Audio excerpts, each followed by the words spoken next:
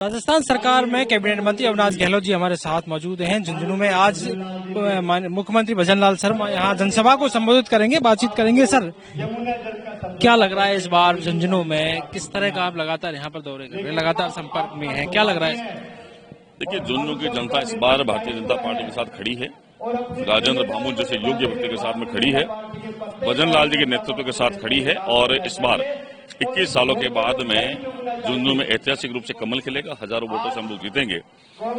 आज आप देख रहे हैं कि ये जो जनसभा है मुख्यमंत्री जी की, प्रदेश अध्यक्ष जी की, हमारे प्रत्याशी राजेंद्र भामू जी के समर्थन में, तो निश्चित ही आप लोग देखेंगे कि यहाँ हजारों की संख्या में कार्यकर्ता भी आ रहे हैं और कार्यकर्ताओं का जो उत्साह है वो देखने के लायक है। इस बार एक ऐतिहासिक विजय की ओर भारतीय जनता पार्टी बढ़ रही है।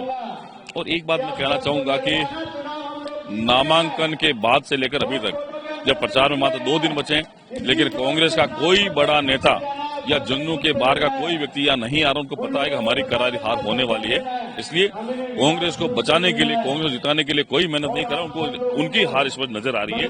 ये दिखाता है कि भारतीय जनता पार्टी जीतेगी ऐतिहासिक बहुमत के साथ। क्या लगता है सर कि जिस तरह से 10 महीने का कार्यकाल सरकार कर रहा है, उनके मुद्दों पर चुनाव लड़ना, राजेंद्र भामू के चेहरे पर, किसके चेहरे पर मुख्यमंत्री भजनलाल शर्मा? देखिए, राजेंद्र भामू जी एक सक्षम व्यक्ति हैं। एक पार्टी के कार्यकर्ता के नाते उन्होंने 6 साल काम किया है और बेशक नरेंद्र मोदी जी के केंद्र की जन कल्याणकारी नीतियां, सुशासन, राष्ट्रवाद और पिछले 11 महीने की भजनलाल शर्मा जी की सरकार का जो काम रहा है, चाहे यमुना जल समझौते की बात हो, चाहे स्पोर्ट्स यूनिवर्सिटी की बात हो, चाहे विकास की सड़कों की बात हो, चाहे और कोई दूसरी बात हो, एजुकेशन हो, हॉस्पिटल हो, सब तरीके से बजट में मुख्यमंत्री झुंझुनू को बहुत कुछ दिया है।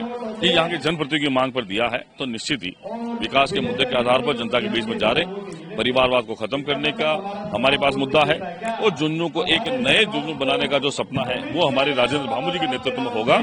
इसमें कोई दोहरा नहीं कि सारे के सारे हमारे जो कार्यकर्ता हैं, जनप्रतिनिधि हैं, बड़ी मजबूती से एक राय होकर, लामबंद होकर, जिस तरीके से जनप्रतिनिधि लामबंद है उसी तरीके जनता भी भारतीय जनता पार्टी के लामबंद होकर भारतीय जनता पार्टी विजय बनाएगी। इस ओला परिवार का लगातार आप 3 बार लगातार यहाँ से जीते हैं, अब सांसद भी बन गए हैं, राजेंद्रगुड़ा मैदान में, क्या किस तरह से क्या कोई फर्क पड़ने वाला है? देखिए, चुनाव में बहुत सारे प्रत्याशी रहते हैं, लेकिन फैसला जनता करती है और जनता ने फैसला भारतीय जनता पार्टी के लिए किया है, इनके साथ में खड़ी है। और मैं तो ये कह रहा हूं कि आज की जो सभा होगी, इसके बाद जो थोड़ी बहुत कसर कहीं कांग्रेस के मन में रहेगी तो खत्म हो जाएगी और एक ऐतिहासिक विजय के साथ में हम लोग आगे बढ़ेंगे।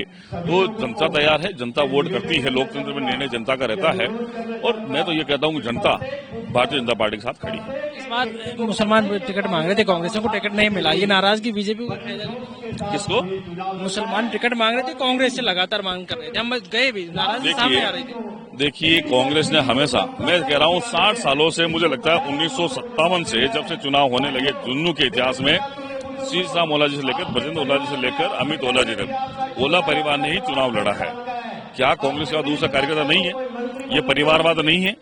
इसीलिए जिन्होंने, कांग्रेस ने अपने जिन लोगों को वोट बैंक समझते थे उनको वोट बैंक तक ही सीमित रखा, उनको अवसर नहीं दिया।